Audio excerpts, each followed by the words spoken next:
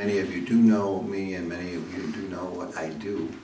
And what is my passion right now is actually working with Roland on human rights and the new media, so I can easily shift over to him. I can tell you, however, we did have a major conference here 2 years ago with the question mark, can the United Nations be taught? That means that we took it in both ways. Does the UN ever learn from its mistakes? And can we really connect with the younger generation? Can you get through all the posturing and the fine phrases to figure out what's actually happening in these walls, what's happening behind on a human council? How do resolutions get made when they're done in the back room with no access to for academics or others?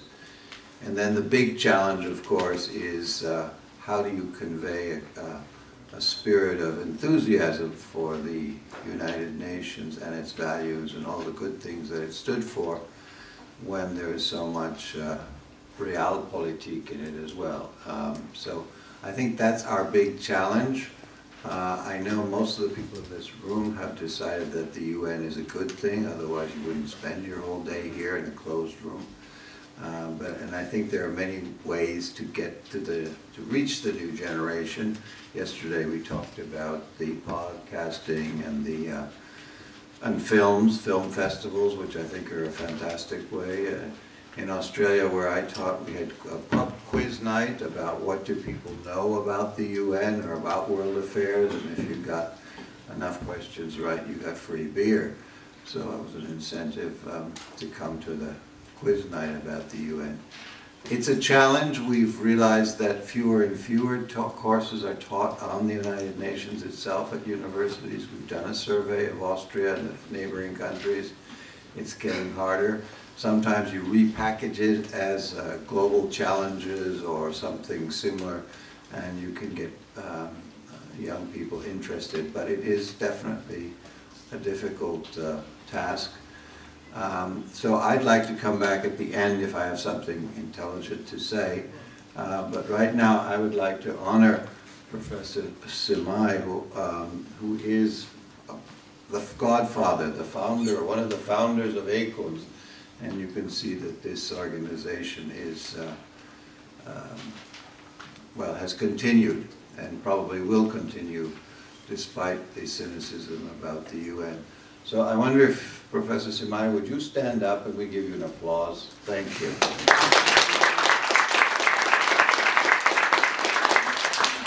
And if I could just hand over to my good friend, Roland Schmidt.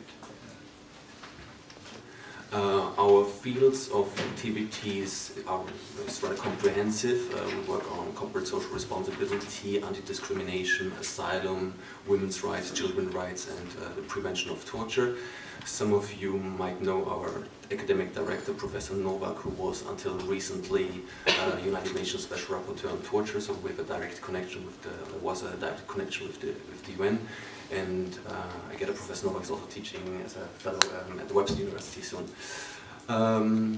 My intervention later will be on a project we're currently doing, which is called Cinema and Human Rights. Next to our research and teaching, which we're doing, we are evidently also very eager to promote human rights, and one effective tool to do so have been human rights documentaries by means of a seminar called Cinema and Human Rights. I want to share our experiences with that seminar with you, and furthermore we're co-organizer of a human rights film festival, also with the idea to promote human rights, and evidently there's a strong link between the UN and the concept of human rights. So thank you. My name is Mihály Sima, I am from Hungary.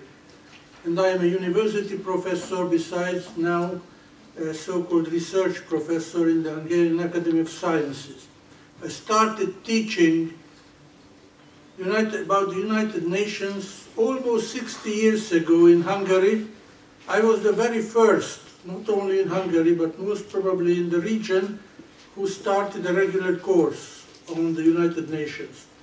I have been working in the framework of the UN and around the UN for about 50 years in many capacities, with the exception of two. I have never been a security guard and the Secretary General.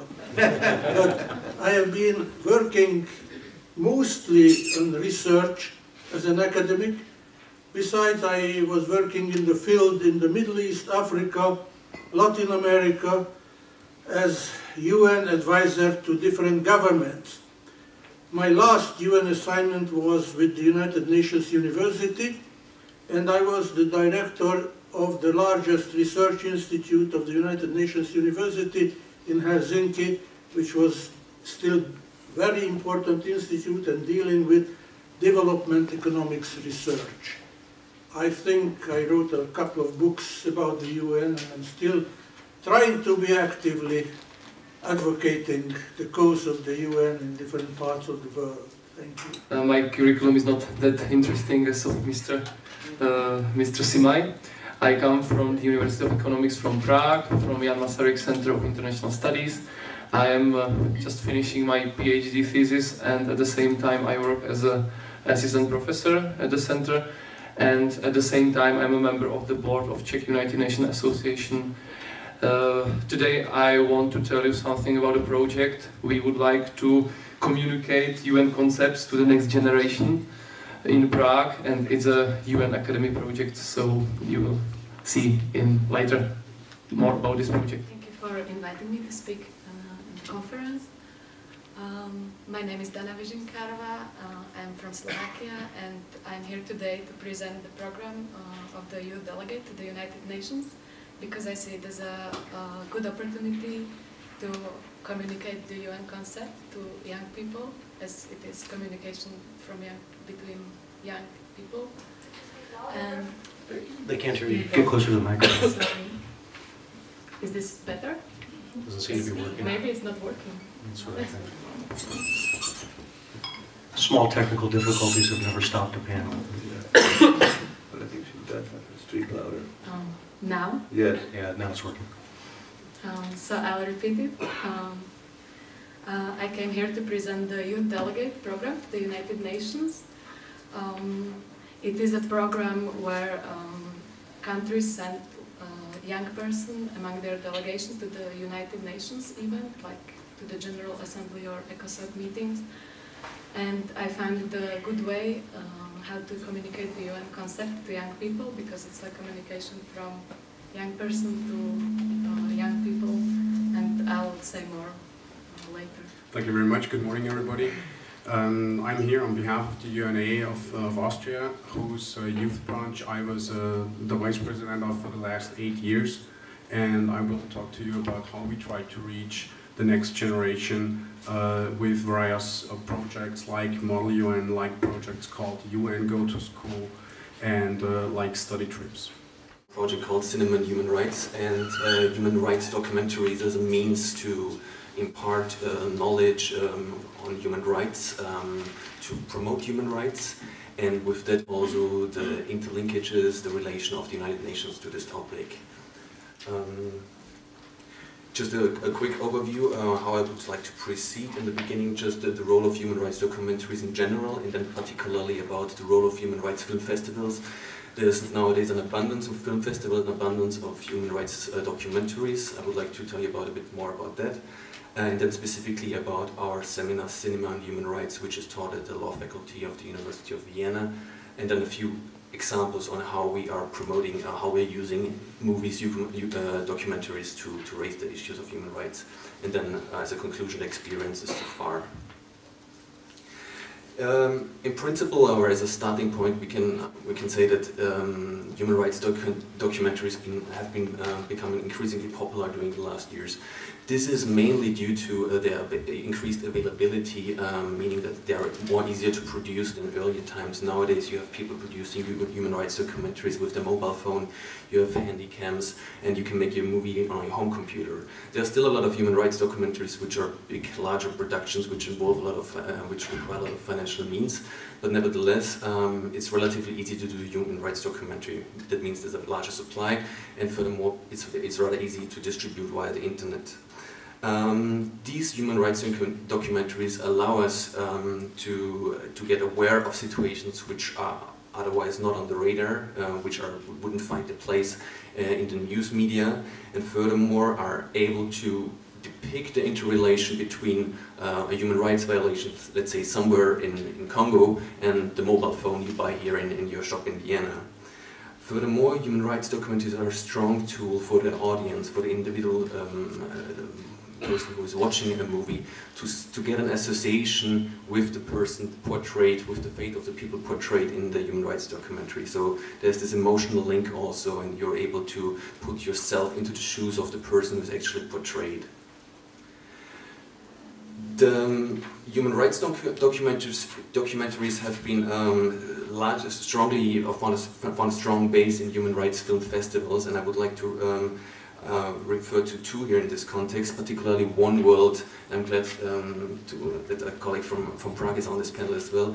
One World, the Jeden Svět International Human Rights Film Festival, is the biggest human rights documentary film festival in the world. It starts next week, so I would encourage you to travel to Prague. And this festival was explicitly created in order to promote human rights through the means of human rights documentaries. So when you go there, you will not only watch movies, you will also be able to enroll in courses how to set up your own film festival and how to produce your own documentary. So furthermore, within the festival they have about 70,000 visitors, and furthermore they go to schools, to Czech schools, and last year 48,000 pupils have seen the human rights documentaries.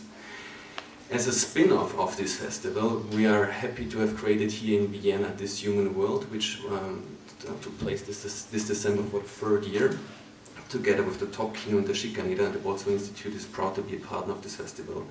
We had already, only in the third year, already more than 10,000 visitors, which makes us already one of the bigger festivals here in Austria. Screened more than 100 movies. We have a project with schools, and furthermore a seminar at the University of Vienna, and I would like to go into detail now here. The seminar is at the law faculty, as I said already earlier. We do it since 2009, and I am happy to see a few students actually in the audience who enroll in that seminar as well. It's interdisciplinary. It's open not only for law students, but students of international relations, sociology, political science, etc. The screenings are public, so we go into a cinema where we screen the movies. It's not in the classrooms, and it's either throughout the seminar, throughout the semester, or blocked during the film festival in December.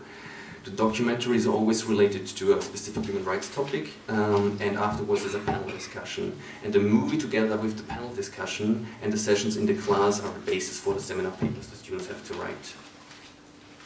So here are a few examples of how we try to promote human rights or raise awareness, sensitize the students for the issue of human rights and the United Nations. A movie, I'm not sure whether you're familiar with it, The Last Just Man portrays the biography of Romeo Dallaire, who was the force commander of the United Nations Assistance Mission in Rwanda. This movie portrays the days during the genocide, how he already saw the signs on the wall that violence would erupt, but didn't get the support from New York, that he stayed in Rwanda in order to prevent the genocide but failed. And with this movie, basically, we were able to raise a number of topics like the UN Genocide Convention, responsibility to protect, international criminal justice, the ICTR in Arusha, the background to Rwanda genocide, what is the Security Council, the UN Charter, what's the difference between peacekeeping, peacemaking, dealing with the past, the Gacaca trials. So this is an example, basically one movie, different issues which the students can look into it. A further example, and just to portray you the diversity of human rights documentaries, and therefore the abundance of topics you can raise with your movie, is There Once Was an Island, a documentary just came out last year about climate change. A little island in 200 miles east of Bougainville, Papua New Guinea, is about to drown, confronted with rising sea levels, and how is the indigenous community facing with the impact of climate change. So this movie then relates to the UN Declaration of the Rights of Indigenous People, United Nations Framework Convention, climate change, responsibility to protect, is it relevant, is it not, the Geneva Refugee Convention, are climate refugees covered by the Geneva Conventions, the Kyoto Protocol. So these again are topics which can be raised with the movie, and the students are looking then into it. Another movie, again, different country, different story, different topics. We are half of Iran's population, a movie which is prohibited in Iran. We were happy to screen it this December. is about the situation of women in Iran. Women were interviewed before the presidential elections about their wishes, their hopes, what they would like to see changed in Iran.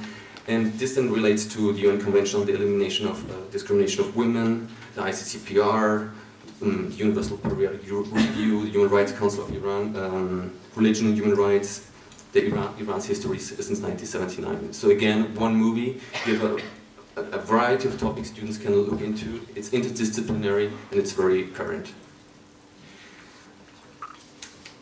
Maybe as a last example for a movie, given that there's a lot of time, we have The Response, a movie which is, this was a slight exception because it was not purely a documentary, this was actually a docudrama, but based on the transcript of the Combatant Status Review Tribunal. So it was a reenactment, but the words were based on the transcript from the Guantanamo trials.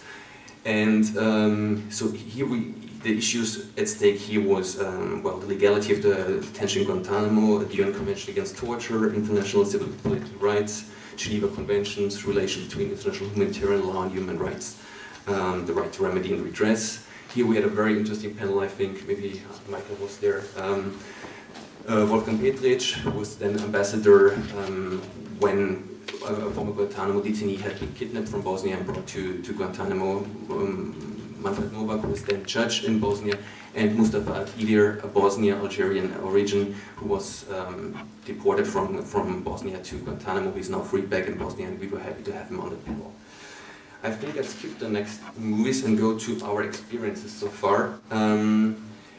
By and large, I think I can say, and please, if the students in the room disagree, please feel free to say, I think it was very well received so far by the students. We have always much more people wishing to attend the seminar, so we try to limit the class to 20 students, but we have 50, 60 people who would like to visit it. I think it's an important addition to the traditional form of teaching. It can't replace the traditional form of teaching, because students simply have to have a basic understanding already of what are human rights, what are UN instruments. So human rights documentaries are more a case study on which then you actually can look into the real life cases, what's going on. Human rights documentaries trigger active participation and authentic discussions. I think this is very important, so that students do not simply repeat what you would like to hear, but that students start critically reflecting about the topics raised in the movie. Furthermore, I'm happy to observe that we rose interest of students, that some students actually changed their academic path and continued more working on human rights, did more human rights studies. Even one student made his own movie, which won the Audience Award last year. And furthermore, I'm glad to observe that human rights and the interrelation with the United Nations then spills out. It goes beyond the classroom, since we're screening in a cinema, and that's our way how we promote human rights and the United Nations. And I think it's a different kind of learning which we hope to continue in the future. Thanks. I am an old conservative, anti-PowerPoint academic, and I think I know the reasons why I am doing this, but I don't want to enter into discussions. I want to tell you that I had the opportunity to communicate the UN concept not to the next generation, but to different generations during my stay in the UN and outside the UN. And I would like to refer to 4 very important dimensions of my experiences and connect it with the problems of the present and future situation. I would like to start with a very important expression or word of Dag Hammarskjöld. Dag Hammarskjöld said that the purpose of the UN not to create a paradise on earth, but to save humankind from hell. And this is probably the most important message still which was ever said about the United Nations. I would like to start with the institutional dimension. Many people identify the UN with the nice building around the East River in New York. In fact, in order to understand the present situation and the future, one must understand the fact that it is a system, an extremely complex system of multilateral organizations, specialized agencies, each dealing with different tasks. And in fact, from the conception of human beings up till their death, in every phase of human activities, there is at least one international organization or program which is developing cooperation, in the center of which is the United Nations. And if you look at the present situation, you have to go beyond the United Nations and look at such organizations or informal groups which are influencing the activities of all these organizations. And this is, for example, the G20. So you cannot disregard all these changes if you communicate the message of the UN. The second dimension is the substantive dimension of the issues. During the past, I don't know how many decades, the issues the UN was dealing with changed, transformed, and each generation had to face with different issues which have been important for the given generation. In the early part of the existence of the UN, the development of the organization was in itself an important issue. The increase of the states has been also very important. The number of states increased from 50 to 192, and soon there will be another new member of the UN.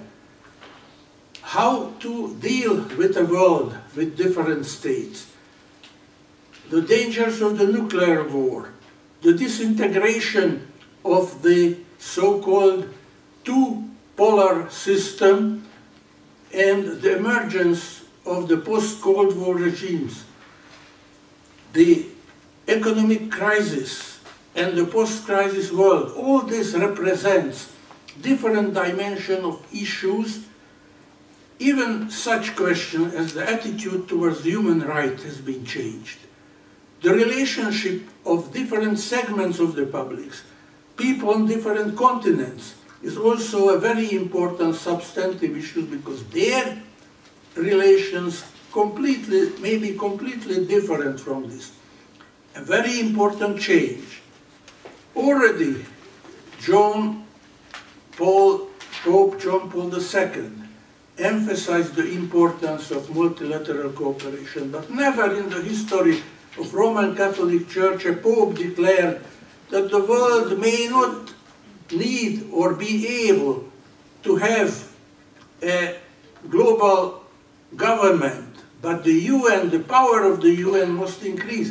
This is also an immense institutional change and reflects the relations of the churches to the United Nations. The third dimension, which is also very important, is the human dimension.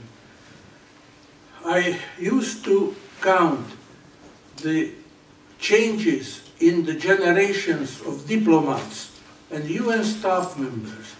And this is probably the fourth generation. This era is the fourth generation, or maybe four and a half, of UN staff members and diplomats who are around the international organizations. And in the center of all this, there is a very important communicator. And the communication and the possibilities of the UN system to reach the world depends very much on this person. This is the Secretary General. There are very interesting studies written by different people, also from ACUNS, on the different Secretary Generals and the character of the Secretary General, the capabilities to communicate the message of the UN they represent the World Organization and the different bodies. To harmonize the activities depends very much on the human character of the Secretary General. And therefore, it is very important to understand the role, the spirit, the capabilities, and the communicative capabilities of the different Secretary General. If you look at the history, Dag Hammarskjöld was an excellent communicator. U Thant was a moderate one, but still good. Boutros Ghali, he was an academic, and he brought academics into the UN system. And the relationship between academics and the UN system radically changed during Boutros Ghali. I don't want to enter into this, just want to emphasize this very important fact. The fourth dimension of communication is related to the information system. During these decades, since the existence of the UN, around human beings, a new information sphere developed.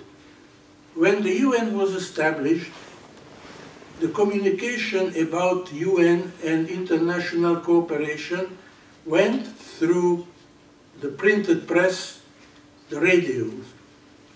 In some countries already television was born, but since then a tremendous change took place. And the human beings have been exposed to different forms and different content and different quantity of information. And in this new information situation, it is very important to find the most appropriate set of information through which human beings can cooperate and exist and use this tremendous amount of information. And for the United Nations, it is extremely important how to select and towards what part, what strata of the population select the different forms of information. In our discussion, we are discussing mainly the academics.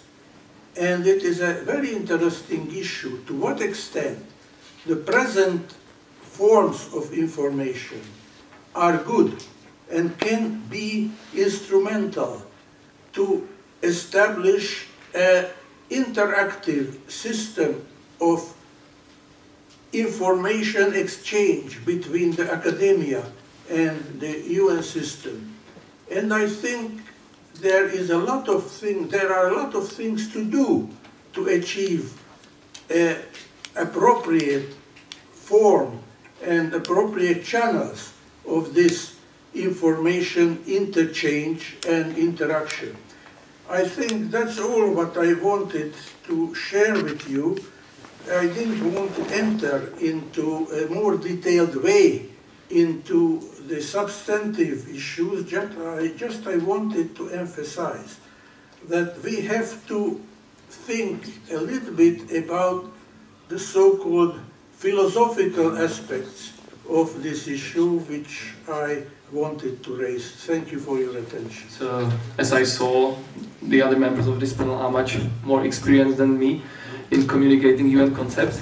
I was just thinking what I should say, because I feel to be a little bit of a target group still, maybe, as a future generation. So then I decided that I should tell you something about a project we introduced last year, and in which we try to communicate UN concepts and issues to the new generation, to the next generation in the Czech Republic. So the reasons for introducing the projects were following. As Czech United Nations Association was working, but it was composed mostly of former UN officials, and no younger generation was not included, so it was a little bit not dying, but the people are older and older, and less people during the seminars. Another second point was that the academic field in the Czech Republic, and I think it's not just a case of Czech Republic, but many other countries, It's not very connected with practitioners. It's sad to say that most of the students of international relations of our center have never been to the Czech Ministry of Foreign Affairs, although it's not such a big problem to make an excursion there. The third point was that UN topic is not covered within the study programs. Particularly, it's covered in. It's a part of international organization study program, but it's not a study program as such. And the fourth point was that UN is at the edge of the foreign policy priorities in the Czech Republic. It's probably not time now to discuss this topic, but it's a reality. So we decided that we will introduce a project of UN Academy. Sitting next to Mr. Simai, I must admit that we were a little bit inspired by Hungarian United Nations Association, and we tried to develop the concept of this project. We applied for a grant to Czech Ministry of Foreign Affairs for universities and non-governmental organizations, and we were successful. Unfortunately, we get just 6,000 euro instead of 12,000 applied, but it's normal probably in the Czech Republic, though if there is not crisis. And at the same time, Ministry of Foreign Affairs became a partner of this project. We made sort of call of papers. We thought that there will be about 50 students at most interested in the project, and we were shocked because they were supposed to send a motivation email, so my email box was crowded with 185 applications. So I went through all the applications and made a selection. First of all, we wanted just 20 participants, but then we rose the number to 30 participants to the project, and we decided that we will make the final part of the project that the students should write some paper, and we'll give them a certificate of UN Academy. We organized the project in 3 dimensions. First one was the education level, so it was the UN Academy as such. It was composed of 9 seminars in 3 cities in the Czech Republic. It was Prague, Brno and Plzeň, or Pilsen, you probably know. And all those seminars were covering main fields of UN activities, and to every seminar we invited 2 people. One of them was one of the best practitioners, and one of them was one of the best academics. We invited people like former commander-in-chief of the Czech army for the topic of peacekeeping. We invited Czech member of the board of directors of IAEA, Mrs. Drábová, which is a very smart person. She's called Atomic Lady in the Czech Republic. And other people from NGOs, people in need and who have experience from projects all over the world. There were also former officers of UN. So it was the good mixture, and the discussions were really great. Second dimension were visits. So it was a Ministry of Foreign Affairs and UN Center in Prague. The third part was study tour. We went to Vienna in December. We visited this center. There were presentations in UNEP, IAEA and UNIDO. We visited Austrian Parliament, and we visited also Diplomatic Academy here in Vienna. And the final part was the paper on UN future development. Now you can see some pictures. You can go on. This is the lady, she's head of the Czech UN Ministry of Foreign Affairs Department. She participated in the project as well. Yes, you can go on. This is Vienna. Yes. This is our group. And this is Austrian Parliament. Yes. Discussion with Mr. Schenach, member of Austrian Parliament. And this is the final ceremony and presenting the certificates on handmade paper. So the second dimension was a little more scientific. So we cooperated in organization of Young Scholars Conference, which is international, which is focused for mostly for PhD students. If you are interested, you are most welcome to come. We cover also accommodation and food and stuff like this. And although the deadline for submission of papers is over now, I think I make exception if you write. So this is a conference. We are happy that this year we are under the partnership or patronage of ACUNS. So this is the Sorry. And the last point is the presentation of the project outcomes at established international conferences. We made some panels or individually participated at conferences in Stockholm. It's a Pan-European conference, also ACAN's annual meeting in Vienna, etc. So, what are the outcomes of our project? It's a new interest of young people in the UN. We were really surprised by the great interest of those people. We must say that we have now 30 new excited young members of Czech United Nations Association who applied for the membership. We were able to include participation of well-known experts into the project who liked it very much because the people were selected, so they really were interested in the project. It was not a part of the study program, but the project was interesting for them as such. And also that we selected 30 people out of 186, and those 186 people are selected out of 1,860 people to our study program. So those are really the best people, and we try to create sort of think tank. I know that is a strong word, but it was a great platform. They met together, discussed things, and now try to apply for new projects already. And high level of discussions, that's what I was speaking about. So this year project is difficult for me to speak about it as I was the coordinator of the project. So, but I think from the references of students, they like the project. It was something new, which is not known in the Czech Republic on the academic field. But as we heard yesterday, we want to follow the puck, as Mr. Gretzky said. So we are just now thinking about how to develop the project. We want to develop it. We are thinking about extension to international dimension of this project. We would like to share experience with partners from other United Nations associations and other academic institutions. And the reason why we came here is that we hope that it would be possible to communicate here some establishment of some new UN international study program. So I hope that we can get to this point in this discussion or the discussion later. So thank you for your attention. Thank you.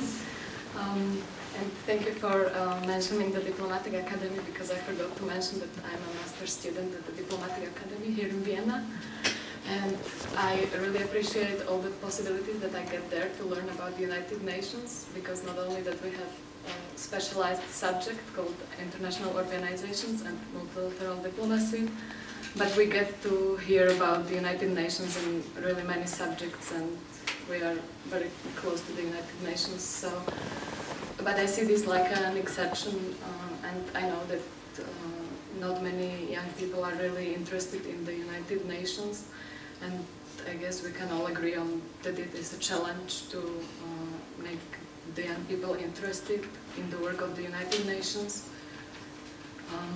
I don't know why it is like this, but many consider United Nations like an institution that is quite far away from their everyday lives and maybe a little bit too complicated.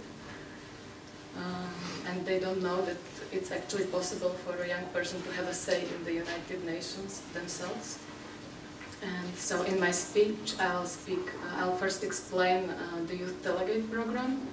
I'll give you some examples from all over the globe, and then I'll summarize the tools we use in this program to pass the UN concept to young people. When I saw this question, how to communicate UN concepts and issues to the next generation, I thought immediately of two ways. One of them is Model United Nations, because that's like not only hearing about the United Nations, but trying it once makes you remember probably more. And exactly today at the Diplomatic Academy we start with the United Nations simulation, but we will hear about the Model United Nations. No, but it's the same pattern. And so about the Youth Delegates program, the idea is two-way. It's to bring the young people to the United Nations and to bring the United Nations to the young people. After all, half of the world's population is less than 25 years old. So it gives a basic idea of that the youth participation in the United Nations is pretty important. And since 1981, the United Nations recommend member states to include the youth delegates in their national delegations in order to ensure this direct youth participation. Therefore, some countries send youth delegates to, for example, United Nations General Assembly, to concretely the third committee that deals with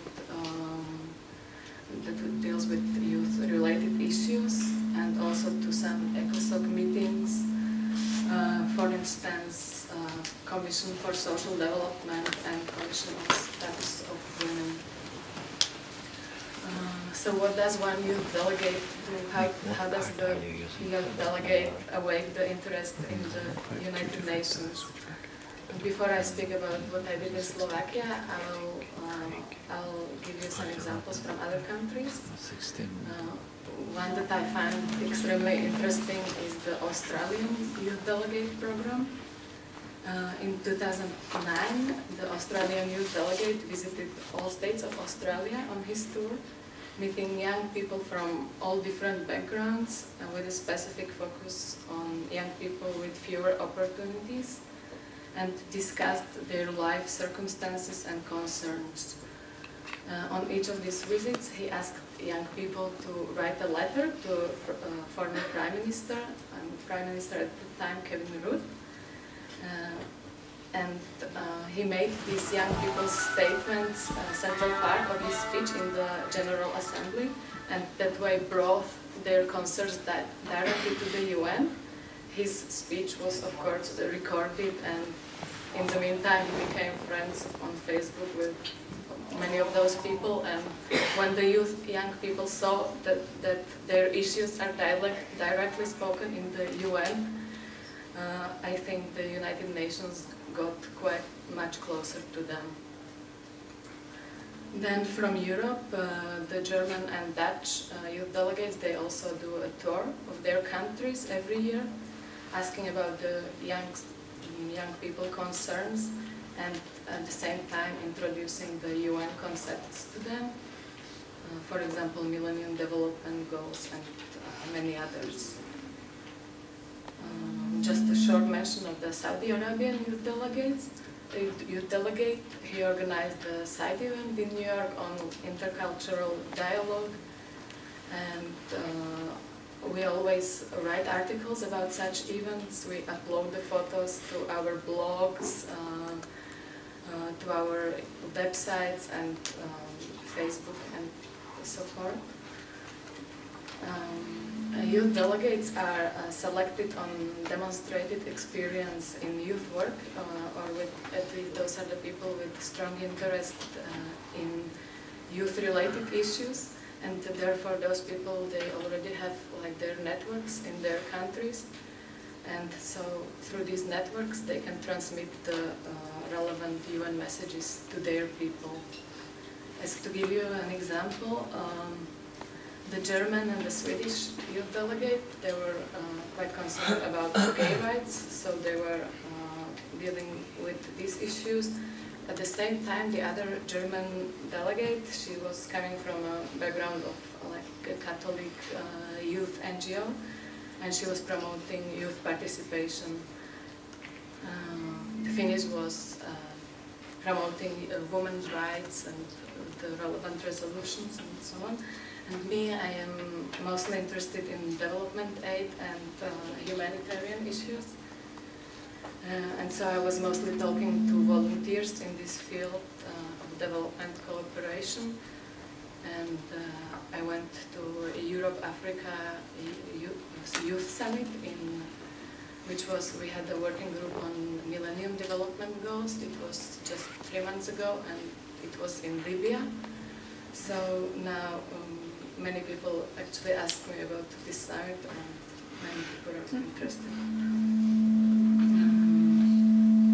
The program works through the National Youth Council with the cooperation of Ministry of Foreign Affairs and Ministry of Education. So it's a one-year mandate. I was chosen in May, and so there is enough time to prepare before going to the United Nations in October for the General Assembly and to establish the contact with young people. And I did a tour around relevant organizations like UNDP Regional Center in Bratislava, Habitat for Humanity, and many regional organizations.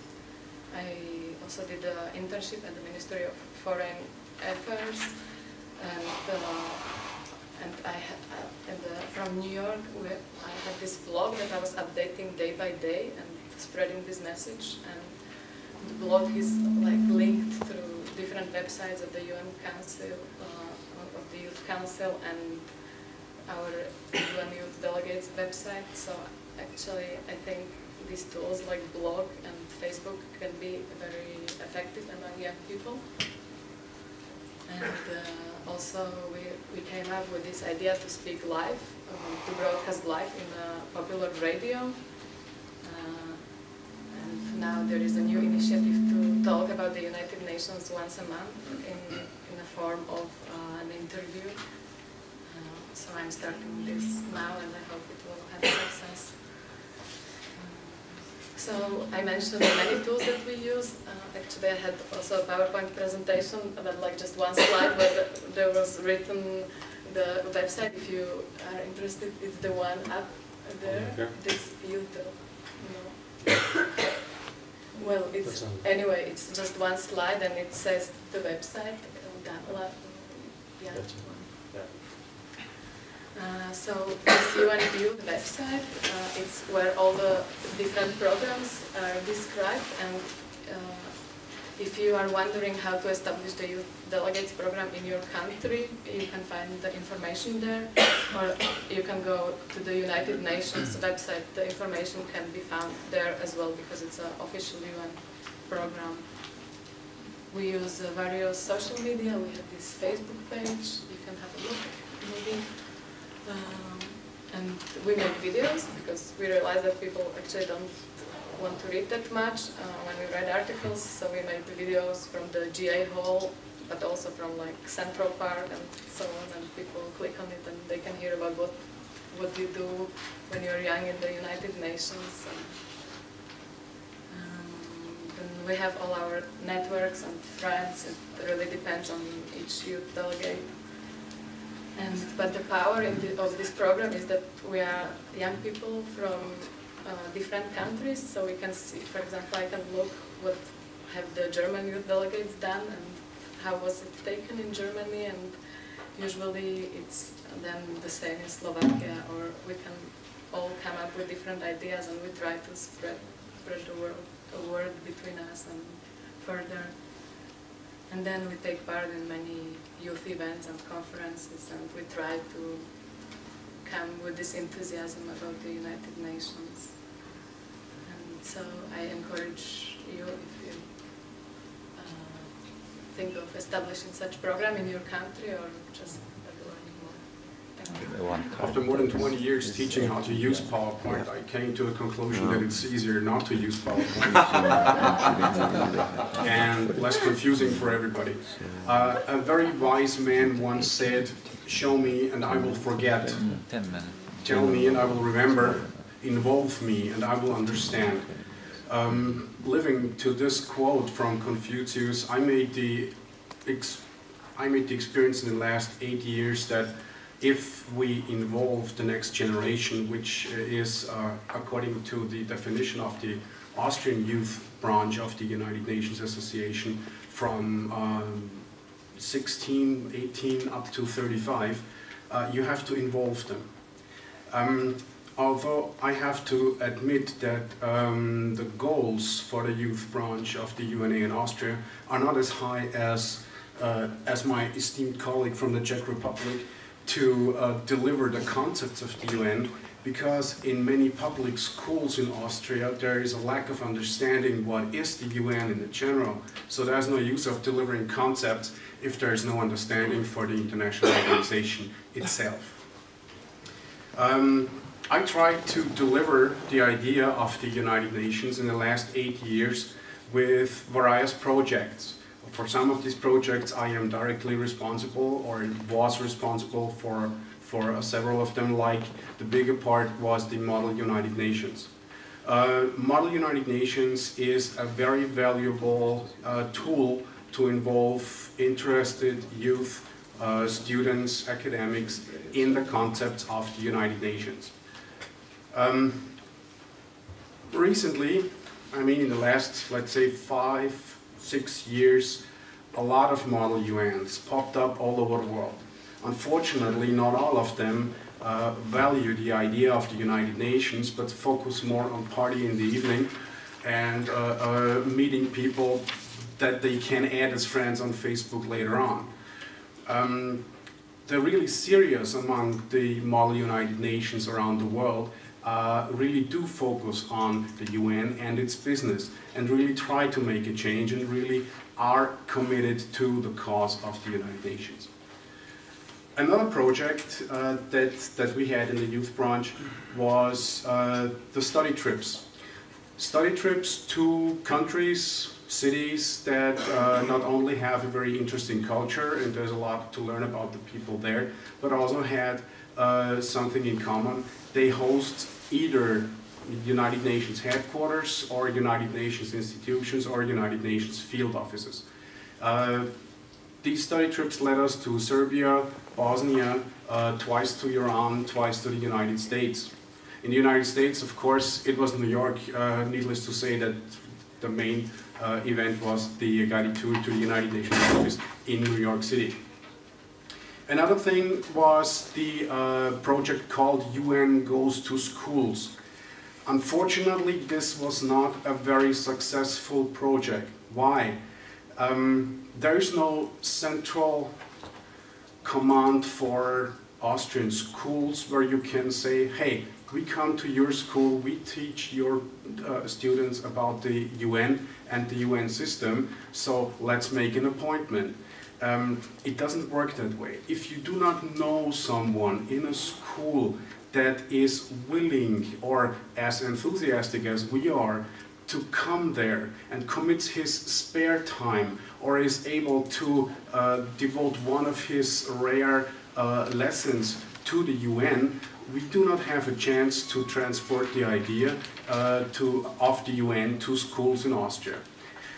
There's a lack of interest, and I have to admit that despite some of these classes were already prepared, and I like to put it on the quotes about the UN, when I went there and gave my lecture about the UN system and had some very simple questions like how many UN headquarters are there, or what institutions are in Vienna, how many member states are in the UN, there came no answer at all or wrong answers.